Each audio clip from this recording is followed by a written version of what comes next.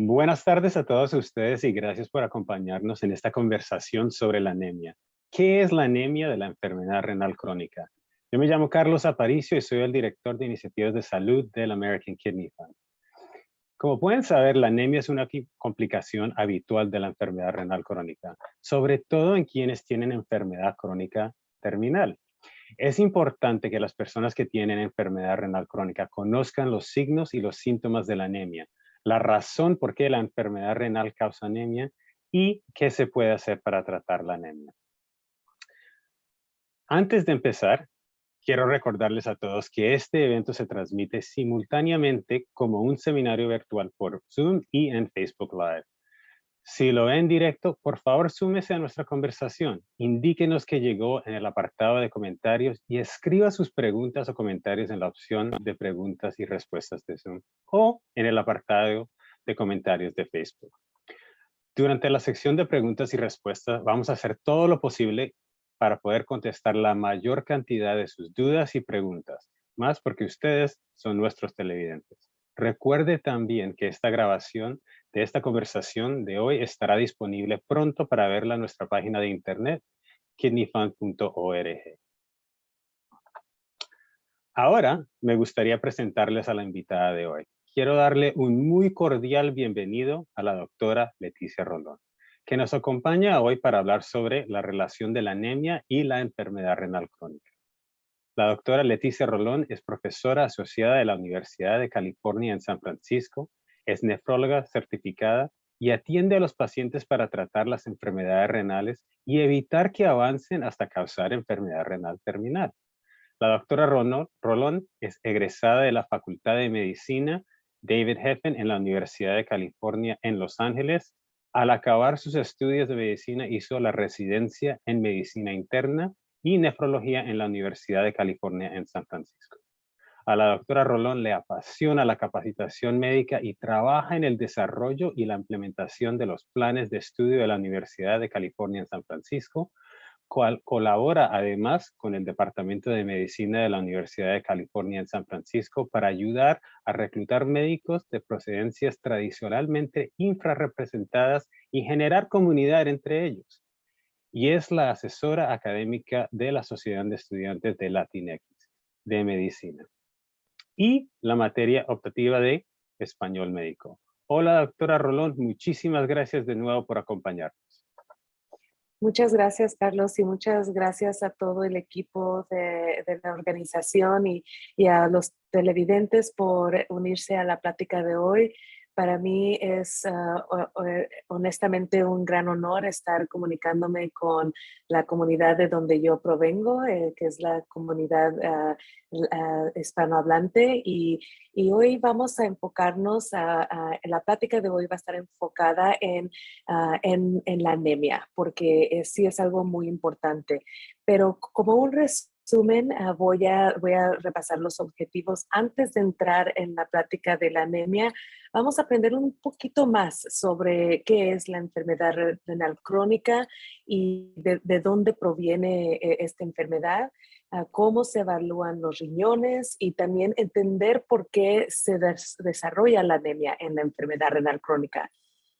Vamos a discutir un poco sobre los síntomas para ayudarles a ustedes también a determinar si esta condición se está desarrollando y aprender los tratamientos que tenemos disponibles en el día de hoy. Entonces, para empezar, hay que repasar un poco de epidemiología de hipertensión y diabetes. Y esto es importante para nosotros entender porque la enfermedad renal crónica va subiendo en incidencia en la comunidad Latinx. Hemos visto que los números han subido bastante en los últimos 10 años y es algo que está el Centro de Enfermedades de Salud de los Estados Unidos, ellos están al tanto de lo que está sucediendo. Pero ¿por qué está pasando? Esto pasa porque los latinos hispanos tenemos la incidencia más alta de diabetes en los Estados Unidos y aproximadamente un 10%, eso es 1 en cada 10 personas latinas mayor de 20 años tienen diabetes Y por la información y investigación científica que ha hecho el Centro de Enfermedades Nacional aquí en los Estados Unidos, hay un reporte que se espera que más de la mitad de hispanos latinos desarrollen diabetes en su vida si los números siguen así. Y si vemos aquí en esta gráfica, vemos que en el año 2004 la distribución de pacientes que tenían diabetes, que estamos hablando de ya los colores azules que van subiendo en intensidad, la concentración estaba más localizada en los estados, en el sur de los Estados Unidos, con un poco también en el sudoeste. Y hemos visto que en el curso de 12 años, cómo han subido los números. Esto es algo extremadamente drástico y vemos que en estados donde hay más personas hispanohablantes, que son la concentración es en las dos costas, vemos que van subiendo los números para diabetes. Igualmente vemos el mismo paterno, el mismo curso de diagnosis de hipertensión. Hipertensión o presión arterial alta también es algo extremadamente común y casi la mitad de adultos aquí en los Estados Unidos tienen un diagnóstico de hipertensión, y mucho más común que diabetes y más prevalente en otras comunidades también, donde si vemos en la comunidad, en la población mundialmente, podemos decir que 1 en 7 personas en todo el mundo, o más de 6 a 7 billones de personas están sufriendo de hipertensión. Y el diagnóstico de hipertensión es el más común utilizado en visitas al doctor y es la razón número 1 por la que se recetan medicamentos aquí en los Estados Unidos. ¿Y por qué es esto importante? ¿Por qué el diabetes y la presión alta? ¿En qué forma nos afecta que se encuentre el diabetes o presión alta? Pues porque a la larga, usualmente cuando el diabetes y la presión alta se desarrolla, no hay un efecto inmediato al cuerpo. A estas enfermedades les llamamos enfermedades silenciosas, donde el cambio al cuerpo va sucediendo poco a poco. Y lo que vemos aquí es una arteria, una gráfica de una arteria de una persona joven con una presión y nivel de azúcar normal. Y vemos que la anchura de la arteria es normal y por donde el lumen, por donde pasa la sangre, está abierto.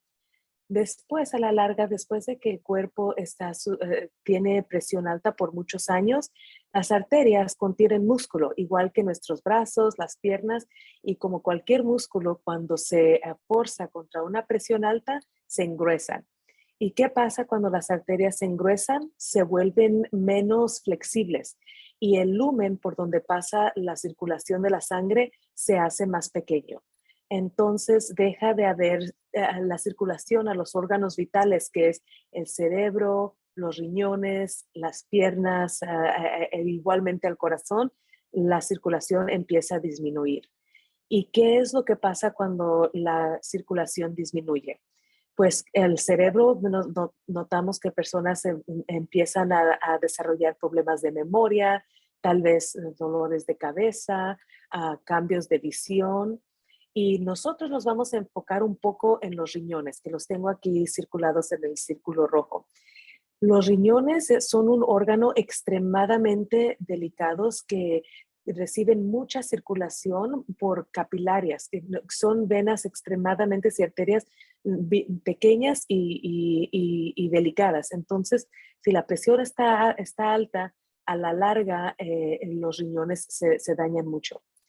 Y lo que vemos en esta gráfica de acá es que cuando hemos visto, comparando la presión, ya ven que la presión tiene 2 números, que usualmente describimos como el número de arriba y el número de abajo.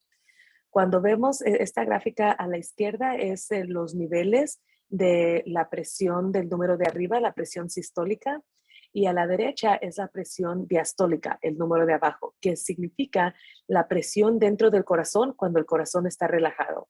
Y la sistólica es la presión en el corazón cuando está contraído el corazón.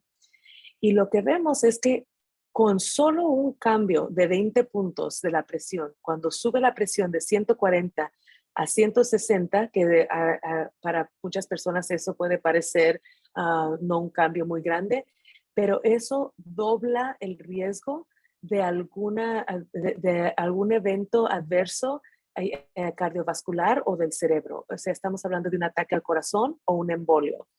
Entonces, como les digo, un cambio tan pequeño de 20 puntos en la presión puede doblar el riesgo de que haya un evento adverso en el corazón o en el cerebro. E igualmente vemos este problema con diabetes. Más complicaciones severas en nuestra comunidad es lo que hemos estado viendo porque aparte de la presión alta tenemos el diabetes. Cuando el azúcar está alta en la sangre es más espesa, entonces igual vemos que la circulación no camina muy bien y combinado con presión alta, pues entonces va a haber un gran problema con circulación a los órganos.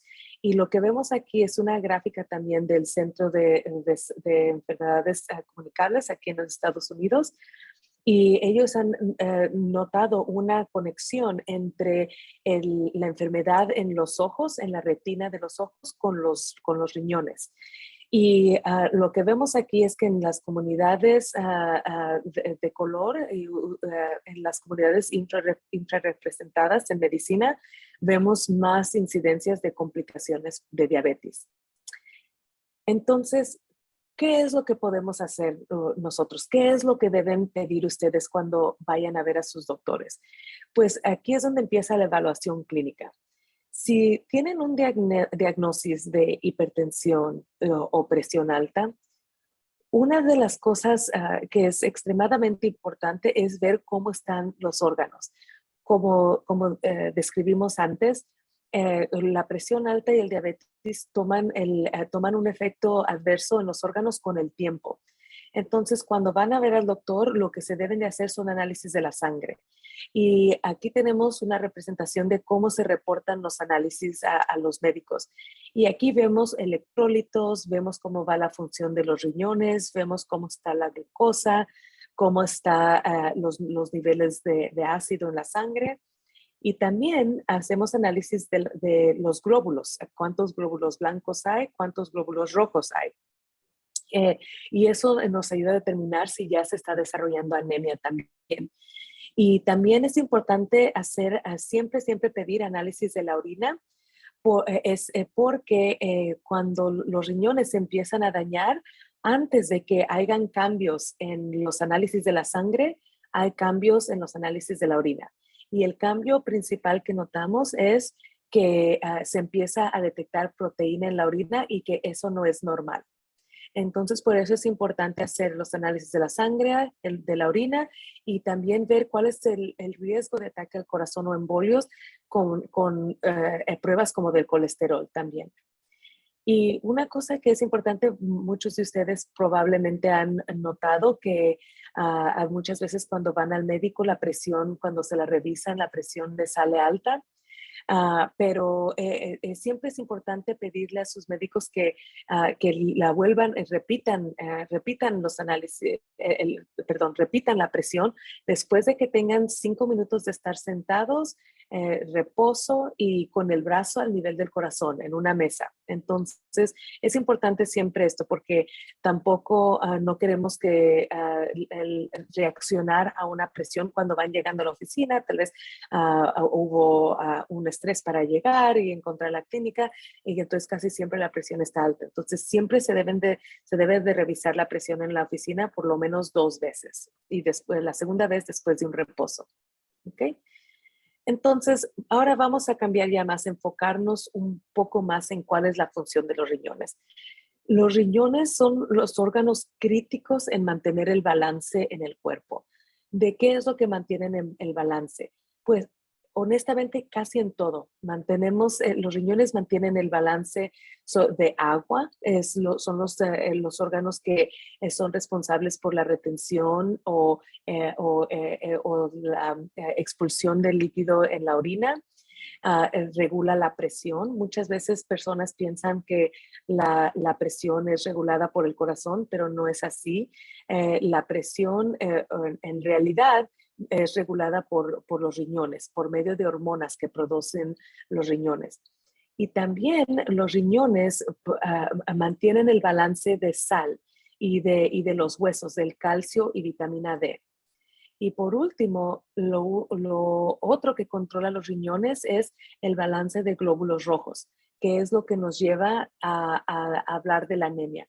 Pero es importante más que nada entender que los riñones tienen muchas funciones extremadamente vitales para todo el cuerpo. Con el hecho de, no solo el hecho del balance que lleva con los electrolitos, con el agua, con la presión, pero también es que limpia la sangre de las impuridades. Cuando el cuerpo tiene que trabajar, metabolizar y digerir comida por medio de los intestinos, los riñones están a cargo de sacar el desgasto, lo que el cuerpo no necesita. Entonces, de verdad, a veces yo le llamo también la lavadora del cuerpo. Y los riñones, los comparamos, la función del riñón comparamos un poquito con la lavadora, porque yo de la forma en que se la describo a los pacientes es, si vemos la lavadora, una lavadora o un riñón normal debe dar por lo menos 100 ciclos cada minuto. Y cuando estamos hablando de la enfermedad renal crónica, es cuando los riñones han sido dañados por mucho tiempo. Las causas más comunes de hipertensión y diabetes y lo que hacen y lo que pasa con la enfermedad renal crónica es que a causa de ese daño que repasamos ya, lo que causa la presión alta y el diabetes, los riñones empiezan a limpiar la sangre más lentamente. Entonces ya en vez de dar 100 ciclos por minuto, ya empieza a bajar a 70, a 60, a 50 y cuando llegamos a menos de 30 es cuando vemos ya las complicaciones con la anemia. Entonces, ¿qué es la anemia? Probablemente muchos de ustedes han escuchado hablar de anemia y qué es lo que quiere decir. Pues vamos a hablar exactamente qué es. Cuando tomamos una muestra de sangre y vemos bajo un microscopio qué es lo que se contiene en la sangre contiene muchas proteínas y muchos diferentes tipos de células. Contiene células blancas, que son aquí las que están demarcadas como white blood cells, pero son los glóbulos blancos son los que se encargan del sistema inmunológico. Son las células que forman parte de las defensas. Cuando entra una infección, cuando entra algo que el cuerpo no reconoce, entonces es cuando nosotros los glóbulos blancos se activan. Igual tenemos plaquetas y las plaquetas son las células que se encargan las plaquetas se encargan de parar algún sangrado. Las plaquetas son como una pegadura que si hay una cortada en el dedo o un sangrado en una parte del cuerpo, las plaquetas se acumulan, se agregan para que el cuerpo no se desangre. Y por último, pasamos a los glóbulos rojos, que es en lo que nos vamos a enfocar. Los glóbulos rojos son las células que dan no solo el color rojo a la sangre, pero son las células extremadamente importantes para el cuerpo porque son el medio de transporte para el oxígeno. Entonces, los glóbulos rojos cargan oxígeno al cerebro, a los riñones, a las piernas, hasta a la piel. Entonces, sin oxígeno, los tejidos del cuerpo se mueren, no pueden sobrevivir. Entonces, por eso los glóbulos rojos son extremadamente importantes porque el oxígeno es vida, es lo que respiramos y del pulmón el oxígeno, la sangre es lo que los glóbulos rojos son los que llevan el oxígeno al resto del cuerpo. Y cuando estamos hablando de anemia es cuando la sangre no contiene suficientes glóbulos rojos para cargar ese oxígeno al resto del cuerpo. Entonces, muchos de los tejidos y los órganos no están recibiendo el oxígeno que es necesario para la función normal del cuerpo. ¿Y de dónde se producen? ¿De dónde vienen los glóbulos rojos? ¿Y qué tiene que ver el riñón con esto? Pues aquí es donde entra el riñón y la función del riñón. Los glóbulos rojos se producen en la médula de los huesos y decimos en la médula de los huesos largos, como el de las piernas y de los brazos. Pero la médula de los huesos solamente produce glóbulos rojos si el riñón le indica a la médula de los huesos que produzcan los glóbulos rojos. ¿Y cómo se comunican los riñones con los huesos? Pues por eso el riñón es un órgano en mi pensar, un órgano tan sofisticado y tan importante porque tiene esta función de que produce hormonas. Y la hormona que produce es una hormona que se llama eritropoetina. Y como les estaba contando desde antes, el riñón como el órgano responsable, el patrón de llevar el balance en el cuerpo, el riñón tiene sensores de cuánto oxígeno está cargando la sangre. Y cuando detecta que esos niveles van bajando, el riñón produce la hormona de eritropoetina y se la manda a los huesos y a la médula para que se produzcan los glóbulos rojos y ya entren a la circulación. Y es de la forma en que usualmente las personas que tienen función de los riñones normales mantienen el balance de los glóbulos rojos y de la anemia. Pero, ¿qué pasa cuando hay una enfermedad en el riñón? Pues esta hormona deja de producirse. Entonces, aunque hay anemia, el riñón no puede responder a esa señal de que en los niveles del oxígeno van bajando, entonces la médula de los huesos no puede producir los glóbulos rojos para mandarlos de nuevo a la circulación.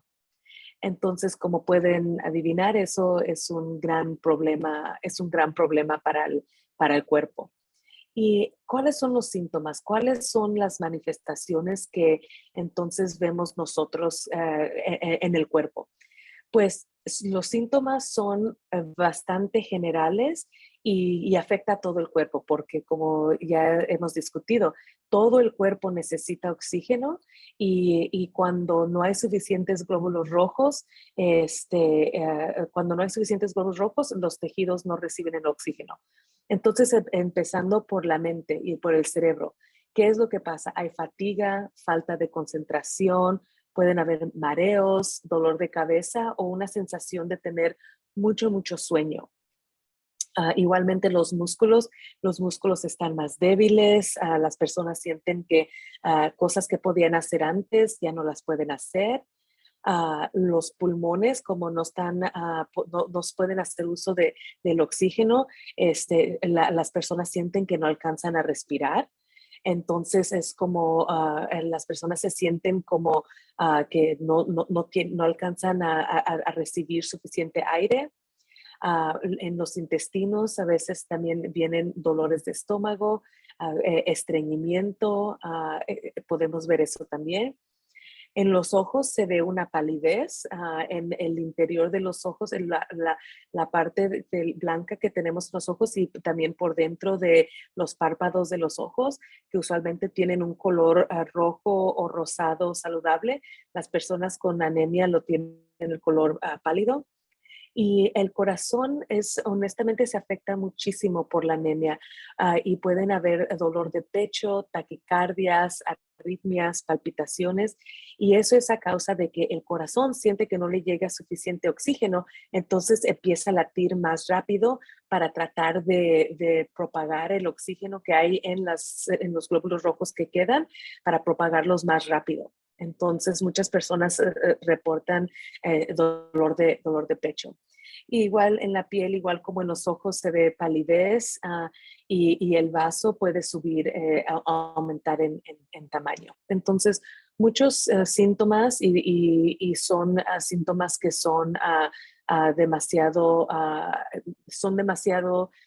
llevan demasiado estrés para el cuerpo.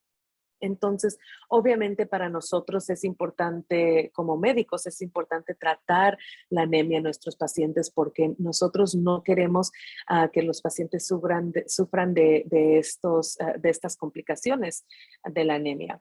Entonces, usualmente el tratamiento de la anemia incluye dos herramientas sumamente importantes. Una de ellas es el hierro, y ven aquí que la gráfica que demuestra que honestamente el hierro son como los ladrillos que necesitan también la médula de los huesos para construir los glóbulos rojos. Los glóbulos rojos cargan oxígeno, pero para construir los glóbulos rojos, la médula necesita hierro. Y para las personas con enfermedades renales crónicas, que la función está baja, como les estaba diciendo, que van ya los ciclos, en la velocidad en la que va limpiando la sangre va disminuyendo y ya no puede producir la hormona, la eritropoetina, entonces también nosotros podemos reemplazarla con forma de una inyección.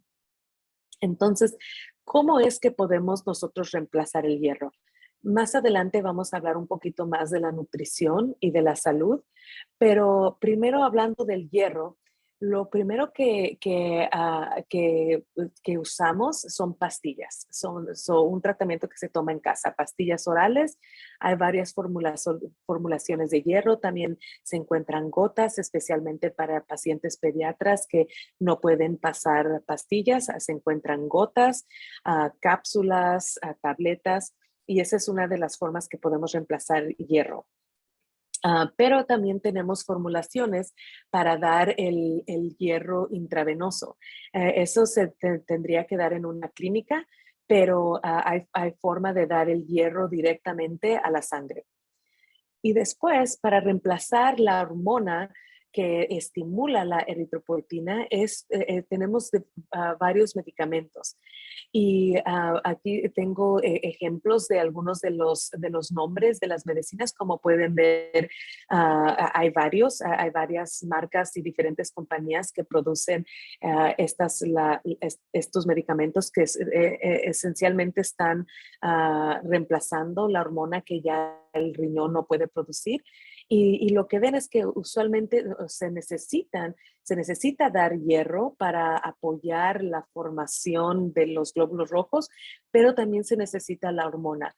Y usualmente las medicinas se tardan como de 1 a 3 semanas para funcionar, pero ya empezando cuando se implementan los tratamientos, vemos que de 1 a 3 semanas ya se empiezan a producir más glóbulos rojos y la anemia baja en severidad.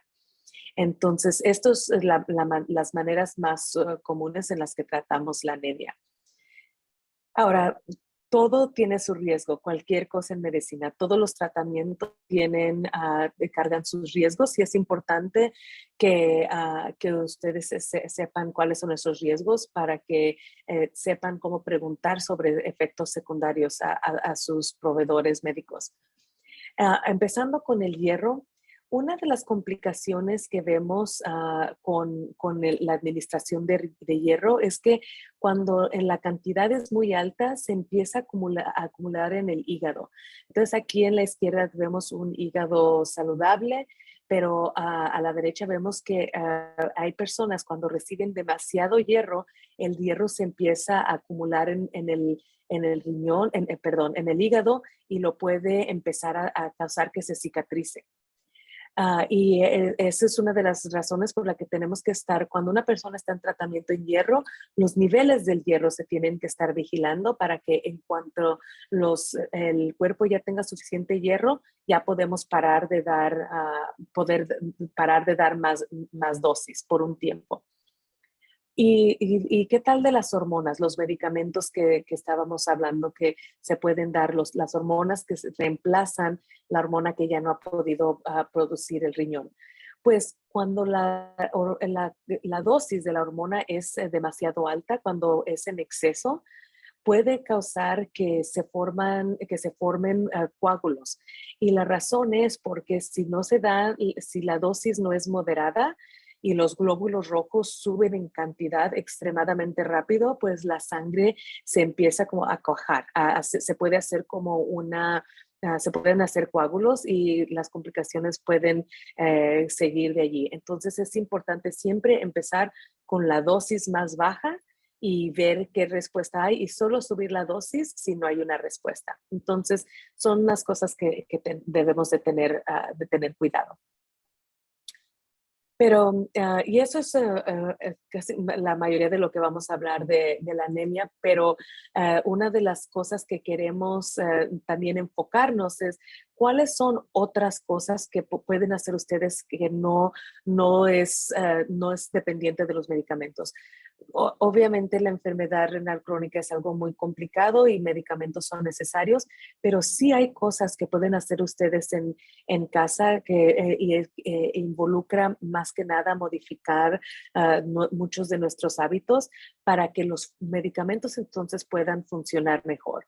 Y de esas cosas, las cosas más importantes que vamos a repasar hoy es la dieta, que la dieta es extremadamente importante, ejercicio, mantener un peso saludable y si fuman, dejar el cigarrillo, porque el cigarrillo también trae complicaciones de las plaquetas, que si recuerdan que estábamos hablando, es una de las células en la sangre, las plaquetas pueden dejar de funcionar cuando se encuentra la nicotina en la sangre y se empiezan también a acumular y también lleva a la formación de coágulos. Entonces, nosotros muchas veces podemos ver complicaciones de esto en personas que fuman cigarrillos. Entonces, eso es importante también dejar de fumar.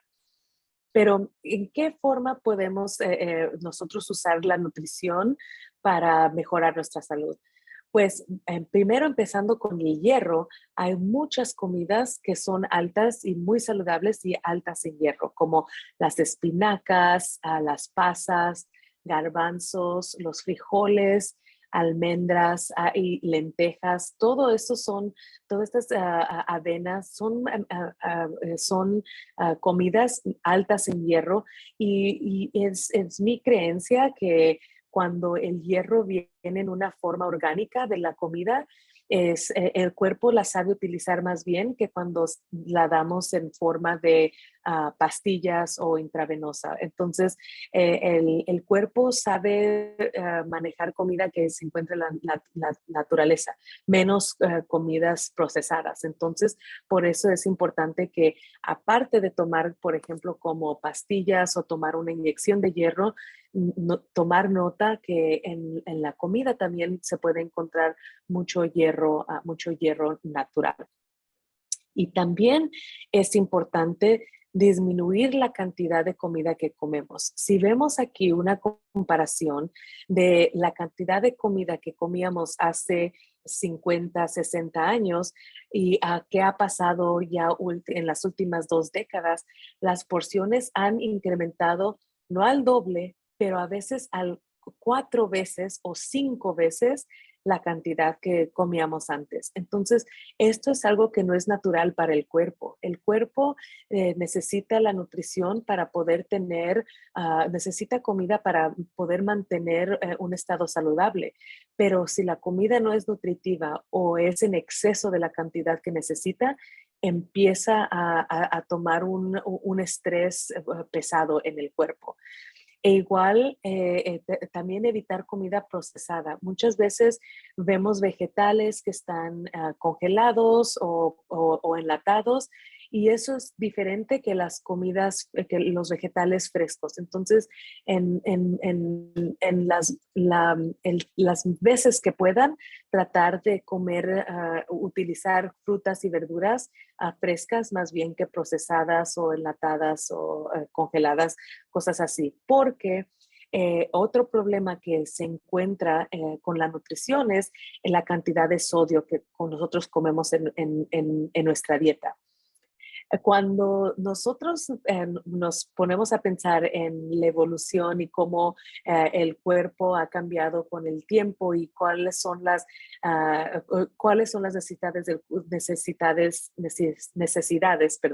necesidades del cuerpo, al opuesto que lo que nosotros estamos poniendo en nuestro cuerpo, vemos que mucha de la comida que estamos comiendo hoy, cuando es procesada, contiene un exceso de sodio. Y la razón por la que la comida de hoy en día contiene tanto sodio es porque es un preservativo. Porque ahora en nuestro mundo que está completamente globalizado, vienen comidas de todas partes del mundo.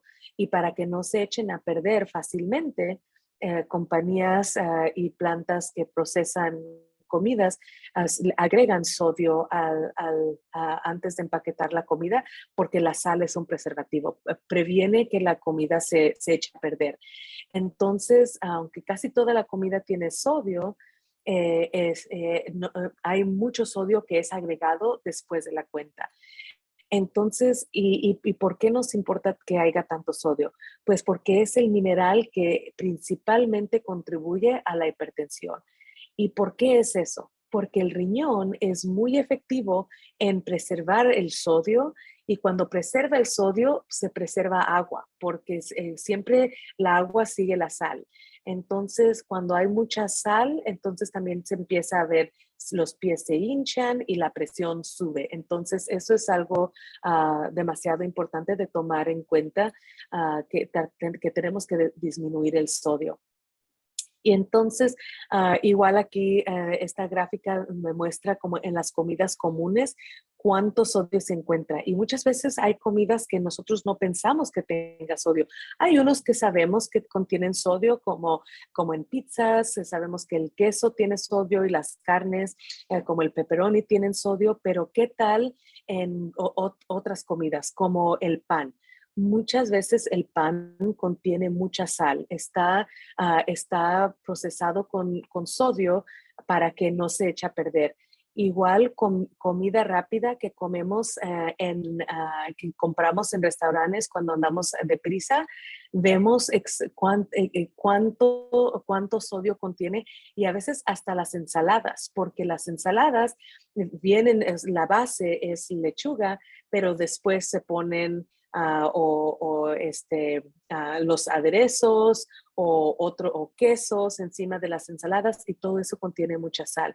Entonces, estas son formas escondidas en las que el sodio entra en nuestra dieta y empeora la presión y empeora la salud de los riñones. Y la última parte que me voy a enfocar sobre la nutrición es también el azúcar.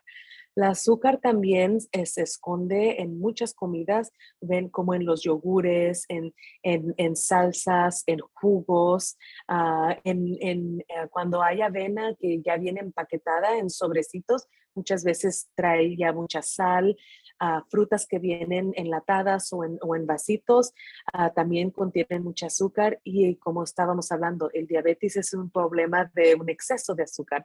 Entonces nosotros tenemos que tener mucho en cuenta cuál es la cantidad de sodio y de azúcar en la comida para empezar a hacer decisiones diferentes cuando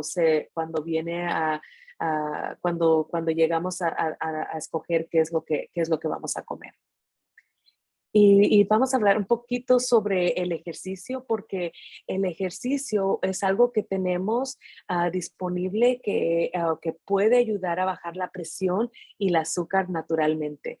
Cuando hacemos ejercicio, en ese momento el corazón trabaja un poco más fuerte, pero lo que hace eso es que las arterias después se realizan unas hormonas que dilatan las arterias. Entonces, si recuerdan, estábamos discutiendo antes que cuando hay presión alta, uno de los problemas es que las arterias se engruesan y se empiezan también. Entonces, de ahí viene la presión alta. Pero el ejercicio puede ayudar a combatir eso porque el ejercicio nos ayuda a producir hormonas que relajan las arterias. Entonces, el ejercicio puede bajar la presión naturalmente e igualmente tiene la capacidad del ejercicio de ayudar al cuerpo a procesar el azúcar, a utilizarla para que no se quede en el cuerpo, en la sangre alta por mucho tiempo. Entonces, hay muchos videos que ahora se encuentran se encuentran se encuentran en las redes sociales y pueden llevar un plan de ejercicio para que todos los días sean diferentes y así no se aburran de hacer como el mismo ejercicio todos los días. Entonces, en resumen, lo que repasamos hoy es que la enfermedad renal crónica es primordialmente causada por la hipertensión y el diabetes, y una complicación de la enfermedad renal crónica es la anemia. La anemia puede ser tratada con medicamentos y por medio de la nutrición, y la nutrición y el ejercicio son otras herramientas que tenemos para combatir la hipertensión y el diabetes para prevenir que progrese la enfermedad de los riñones. Y con eso tenemos este tiempo, quería dejar suficiente tiempo para nosotros poder contestar preguntas y tengo aquí también disponible mi correo electrónico para algunas otras preguntas que quieran preguntar.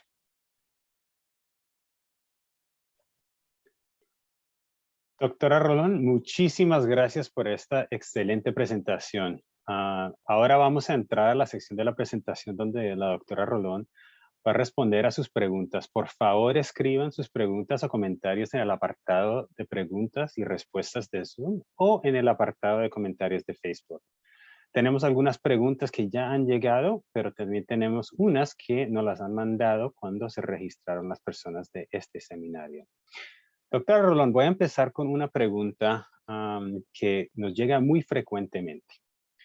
Una persona que tiene ERC o que tiene una de las complicaciones depende mucho de la ayuda de sus familiares. Y muchas veces los familiares preguntan cosas como, ¿qué pueden hacer para ayudar a una persona que está en ERC? Y más, hablemos un poco sobre qué pueden hacer para ayudarles a sus seres queridos cuando están haciendo esta batalla contra la anemia. Sí, esa es una pregunta extremadamente importante porque, como pueden ver, tratamos de repasar uno de los conceptos básicos sobre qué es la enfermedad renal crónica, pero como pueden ver es algo extremadamente complicado y el proceso de cómo se desarrolla esto se lleva a cabo durante muchos años. Entonces, ya usualmente cuando las personas se enteran que tienen enfermedad de los riñones, muchas veces es cuando la enfermedad está avanzada. Entonces, mi recomendación siempre a todos mis pacientes es, la pregunta número uno es entender qué fue lo que causó. Si las personas tienen hipertensión y diabetes, está bien, probablemente esa es la causa de la enfermedad renal crónica.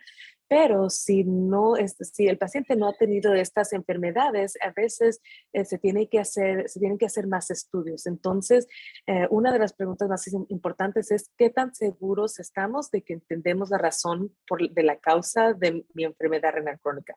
Ese es número uno. Número dos es ¿en qué estado está y está estable o no? Cuando ustedes se hacen análisis, como estábamos hablando sobre la evaluación de los órganos, uno de los análisis que se hace es que vemos que también el riñón está filtrando la sangre. O sea, hay calculaciones que se pueden hacer para ver qué tan rápido va limpiando la sangre el riñón. Y a veces se reporta en una velocidad, a veces en porcentajes, pero eso es algo importante que llevar a cuenta. Y lo tercero que yo quiero, en lo que me quiero enfocar es que es importante que si van a cualquier otro médico, que no sea el médico de cabecera, si algo pasa en una emergencia, tienen que ir al departamento de urgencias, algo así, es importante que ustedes den esa información de su historial médico y les digan más o menos como a qué nivel usualmente tienen la función del riñón para que otro proveedor que los esté evaluando sepa más o menos cuál es lo normal para ustedes para que puedan detectar si hay algo más urgente, porque lo que es más desafortunado ver es como que se vean unos análisis que no están normales, las personas dicen, no, yo ya sabía que tengo problemas de riñón, pero no comparan cómo estaba la función antes versus ahorita y se puede perder algo importante. especialmente de la anemia, yo pienso que lo más importante que pueden hacer, porque el médico se va a encargar de recetar los medicamentos cuando sean indicados, pero yo pienso que la dieta es muy importante y informarse lo más que puedan sobre cuáles son las comidas altas en hierro, cuáles son, y como estábamos hablando, cuáles son las comidas que se deben de evitar, las altas en sodio, altas en azúcar, cosas así, es lo más importante. Muchas gracias, doctora. Y quiero también recordarles a nuestros televidentes que en nuestra página kidneyfund.org hay bastantes recursos para que hablan de la comida y hablan de la dieta. En términos, pues, la segunda parte de esta pregunta es, ¿con quién usted recomienda que los pacientes trabajen para mejorar su dieta o para tener una dieta más especialista cuando considera su enfermedad? Es también muy buena pregunta.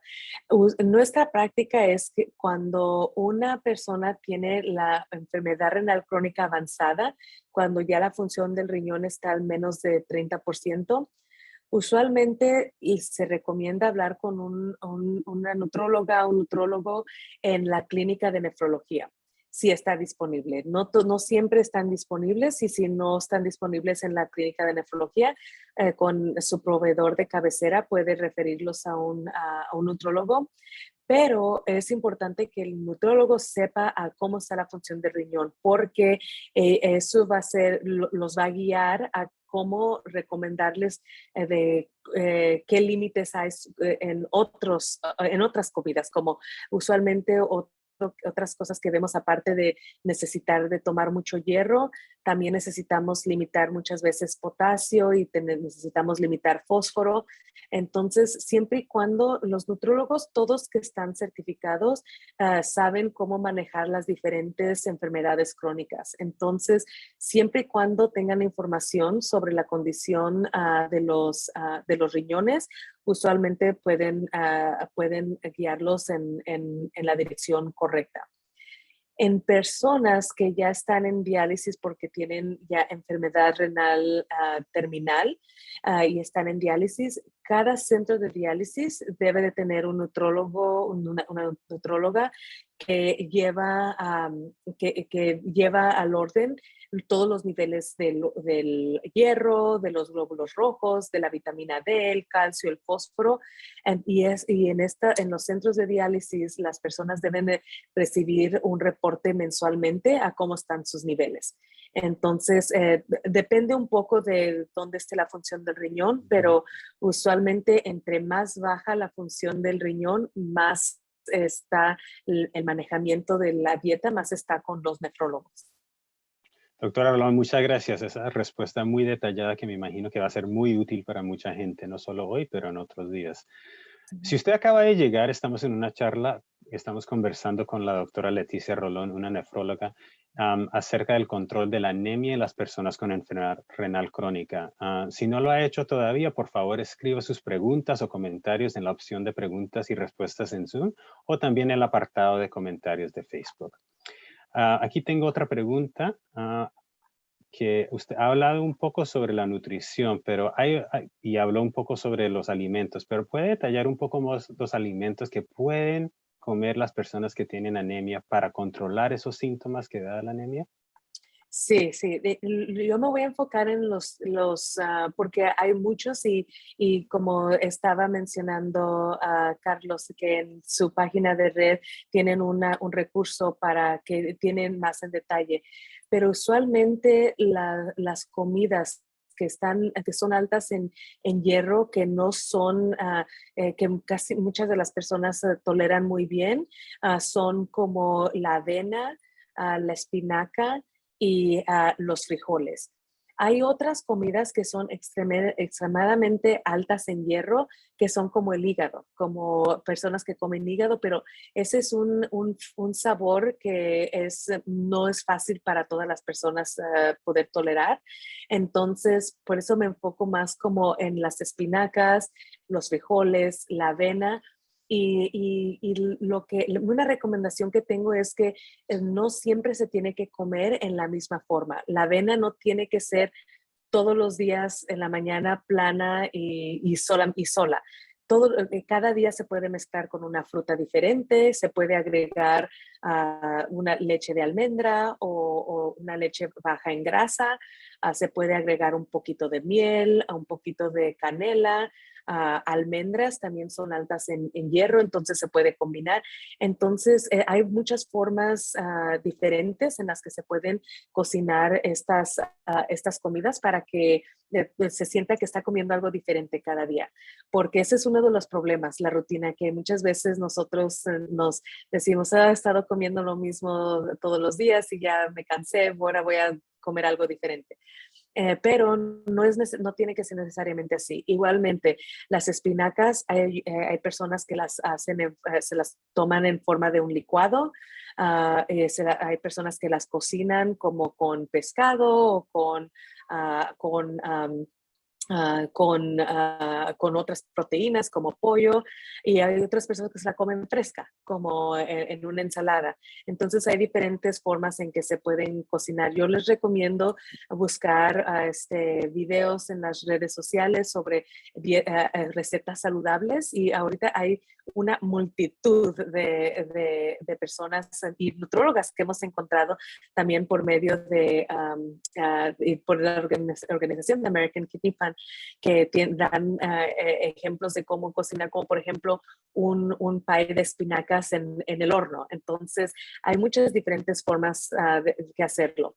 Lo que más les recomiendo es que cuando están cocinando estas diferentes comidas, en vez de tratar de sazonar con sal, usar otros aderezos para sazonar, como pimienta, ajo, limón, jengibre, chile también, no hay problema. Entonces, como otros pimentones que no contienen sal, pero le dan muy buen sabor a la comida. Entonces, no es necesario sacrificar el sabor de la comida porque tenemos que cortar la sal. Doctora Rolón, me acaba de acordar de una de las comidas favoritas de mi abuelito, que es la sopa de avena, que la hace con espinaca. Entonces, gracias por el recuerdo. Sí. Otra pregunta que viene de un televidente. Tengo anemia y voy a tener una operación en mi riñón. ¿Debo tomar pastillas de hierro o hierro en líquido? Esa es una muy buena pregunta, y la respuesta depende a qué nivel está. Si usualmente el nivel del hierro se reporta de varias formas también, pero hay una prueba que reporta en porcentaje, como una saturación de hierro. Usualmente la meta es de que el hierro tiene que estar arriba de una saturación de 20%. Si el hierro está muy bajo, como a menos de 10%, entonces ahí recomendamos un hierro intravenoso, porque es lo que más rápidamente va a subir los niveles. Si el nivel del hierro está bajo, pero no mucho, como un 18%, o está al borde del 20%, pastillas o gotas, las dos serían igual, no hay problema, pero todo depende de ese nivel, especialmente antes de una cirugía, porque lo que nosotros queremos es subir los glóbulos rojos antes de una cirugía, porque invariablemente cuando hay cirugía se puede perder un poco de sangre. Muchas gracias. Aquí estamos llegando al final de nuestra presentación, pero tenemos tiempo para una o dos preguntas. Una que llegó es, ¿cómo puedo averiguarme si funcionaron, si mi anemia fue por causa de suplementos de hierro o por falta de hierro o por el EPO? Esa es muy buena pregunta. Y de la única forma de saber es midiendo los niveles del hierro. Aunque no es, si hay una falta de hierro, también no quiere decir que no haya falta de la EPO, la eritropoetina, la hormona.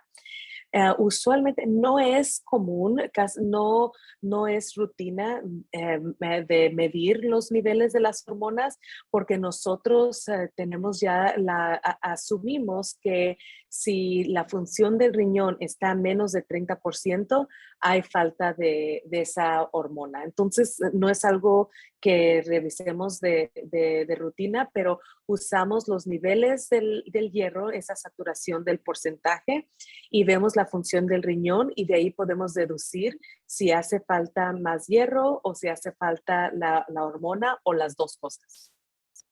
Muchas gracias, doctora. Interpretando, yo creo que es importante hablar y tener mantener una conversación abierta con su doctor o su doctora para poder tener las respuestas a estas preguntas. Claro que sí.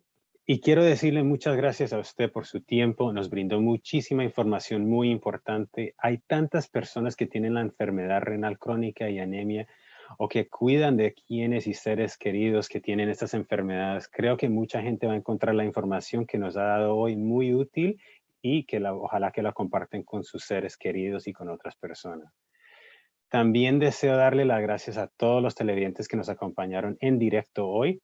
No olviden seguirnos en la página de Facebook del American Kidney Fund y enviarnos su dirección electrónica a través de kidneyfund.org para recibir información sobre los próximos eventos, sobre recursos nuevos y más información que le van a encontrar útil.